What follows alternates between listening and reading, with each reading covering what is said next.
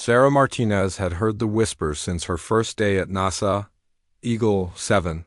They'd snicker behind their clipboards, exchange glances across the training facility, their mockery barely concealed. A call sign was supposed to inspire respect, command authority, signal your place among the elite.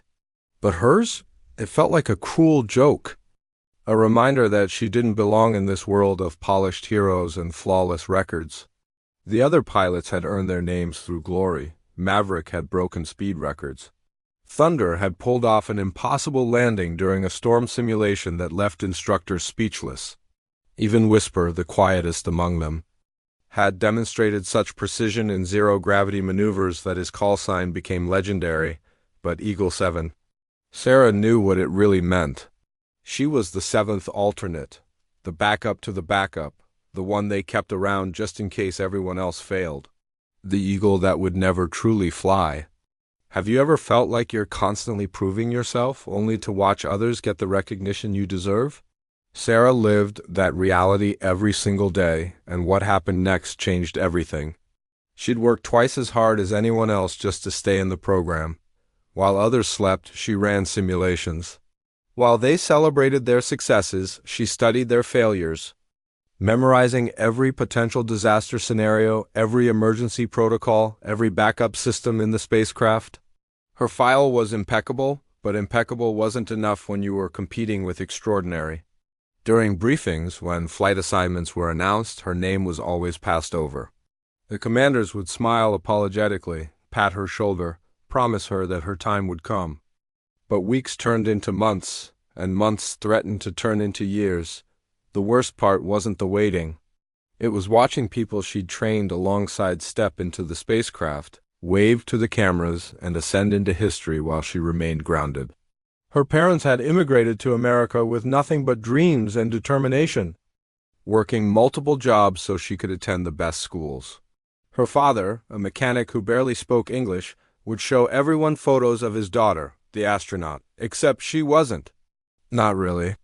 She was Eagle-7, the spare part, the footnote in someone else's story. Then came the morning that changed everything. Mission Control was buzzing with controlled chaos when Sarah arrived for what she thought would be another routine day of watching others make history. The Artemis 9 mission was scheduled to launch in 6 hours, a critical supply run to the Lunar Gateway Station, but something was wrong. Lead Pilot Commander James Whitfield was being rushed to medical. Food poisoning, severe dehydration. His backup, Captain Lisa Chun, had been in a car accident the night before, nothing serious but enough to disqualify her for flight status. Sarah's heart raced as she processed what this meant. The flight director's voice cut through the noise. They needed someone who knew the mission inside and out, someone certified, someone ready. Every head in the room turned toward her.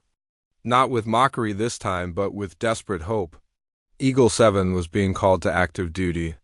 The weight of the moment pressed down on her shoulders like the gravity of 1,000 planets. This was it, her one chance. If she failed, she'd prove every doubter right. If she succeeded, well, she wasn't even letting herself think that far ahead. The preparation was a blur. Suit fitting, final medical checks, mission briefings, compressed into frantic minutes instead of leisurely days. The other astronauts, the ones who'd laughed at her call sign, now helped her prep with urgent efficiency. Maverick himself checked her harness twice, looked her in the eyes, and said something she'd never expected. He told her she'd earned this moment through every extra hour, every overlooked achievement, every time she'd chosen dedication over resentment. His respect felt more valuable than any medal. The walk to the launch pad felt surreal, like moving through someone else's dream. The spacecraft towered above her, a monument to human ambition and engineering brilliance. She climbed inside, her hands moving through checks with practiced precision.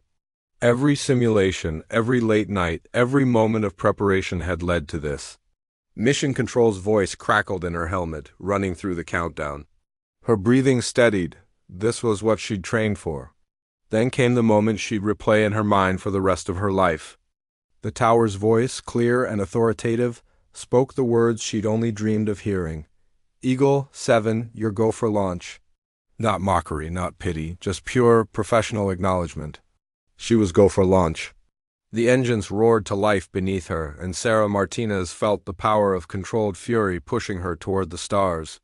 The mission was flawless. Every maneuver executed perfectly, every docking procedure smooth as silk. Sarah navigated challenges that would have stumped less prepared astronauts, but she'd studied those scenarios 100 times. When she returned to Earth 3 days later, she stepped out of that capsule different than when she'd entered.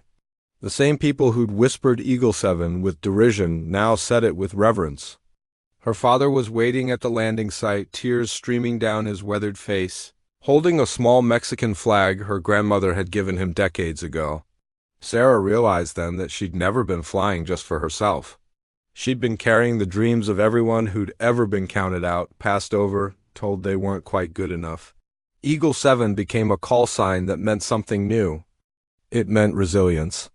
It meant that being the seventh choice didn't matter if you were ready when your moment came.